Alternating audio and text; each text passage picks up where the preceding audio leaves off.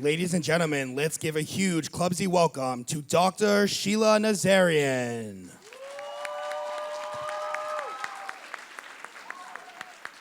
Hi, everybody. This is amazing. So I just wanted to let you guys know who I am. I'm a doctor in Los Angeles. I'm a plastic surgeon, and I had no idea that I would become a pro-Israel activist when my family escaped Iran and came to America. So I was actually born in New York as an anchor baby. My parents wanted me to be a U.S. citizen.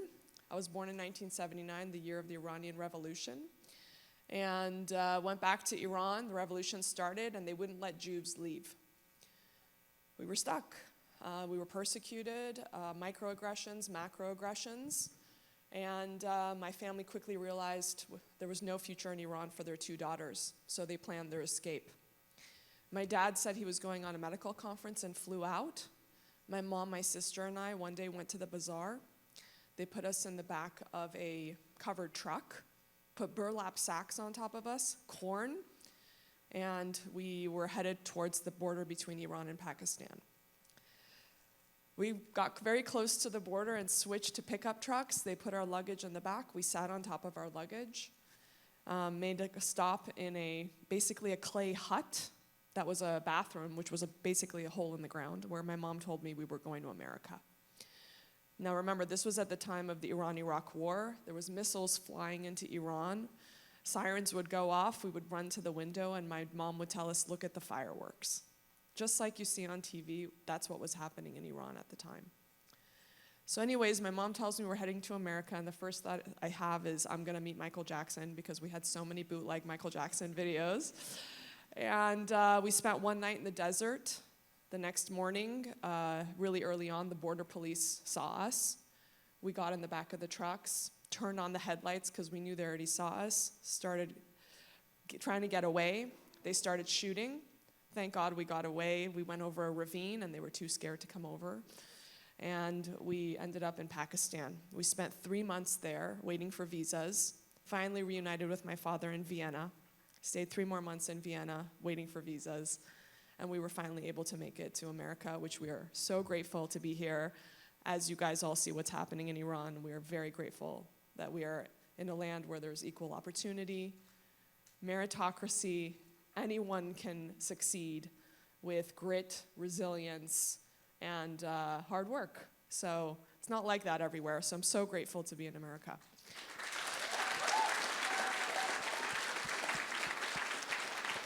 So I'll tell you how I got involved in this whole pro-Israel thing. I actually have a 16-year-old, a 15-year-old, and a 12-year-old. And about a few years ago, my daughter was applying to my high school, which made me feel super old. And I said, you know what, she's 4 years away from college. I was already seeing what was happening on college campuses. And I said, you know what, if I don't start speaking up, what kind of college experience is she going to have? Which is a thought I'm sure you guys are all thinking about. So in Iran, just so you know, you didn't hang a menorah. You didn't hang a mezuzah. You didn't put a menorah out. You never told anyone you were Jewish. Some families went so far as to change their last names to not sound Jewish. And so I started very trepidatiously on my Instagram. At the time, I had close to 1 million followers. Now I'm down to like 880 with all this activism stuff, but it's okay. We'll get to that. So I just said hashtag Shabbat Shalom, and I was freaking out because my husband's like, are you crazy? They're going to come get us. Like, you never said you were Jewish. The trauma's real. Like, we're first generation. So that went okay, and I was like, okay, maybe that's okay. So I lived there for a minute, and then I got invited to speak in front of the federal building because they were trying to take Holocaust education out of public school education in California. And so I said to my husband, I'm going to go speak at this. And he's like, are you crazy? Is there security? Is the FBI going to be there? Like, he was freaking out.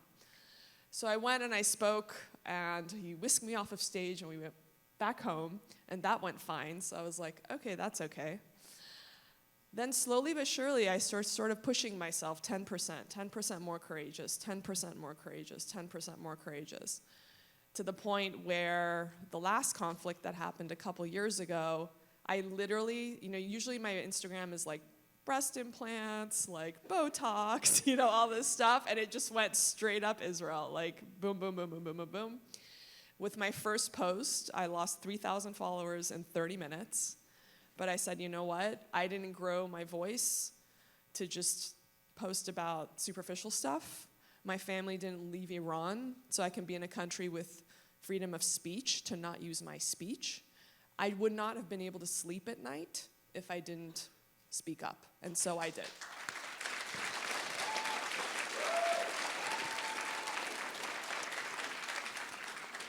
So I want to tell you guys what that experience was like. I thought I was going to lose my business that I worked so hard to build. I thought that I was going to literally just be canceled, whatever the heck that is. I don't even believe that exists unless you give into it. And the exact opposite thing happened. I would walk in to see my patients, and they're like unclothed because I just did like a massive surgery on them and I have to see what the results are. And they would be crying, saying, I loved you before and I'm obsessed with you now. And I realized you can't have people obsessed with you unless you have an equal number of people who hate your guts. No one is obsessed with someone who has no courage. No one's obsessed with people who walk a fine line on eggshells. And guess what? That fine line moves. So if you're not speaking what you think and you're to your morals and to your own core values, you are always going to regret what you said 10 years ago because that line moved. So stick to your core values.